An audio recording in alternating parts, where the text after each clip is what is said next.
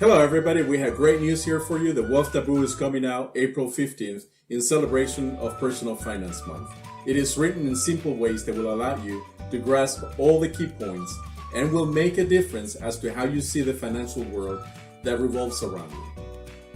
So, what did you like about the Wealth Taboo? I don't like it. I love it. Why do you love it? I love it because this is something that I didn't know yet. Which now I do because I read the Wealth Taboo and I read it on the way here, so I already know. Okay.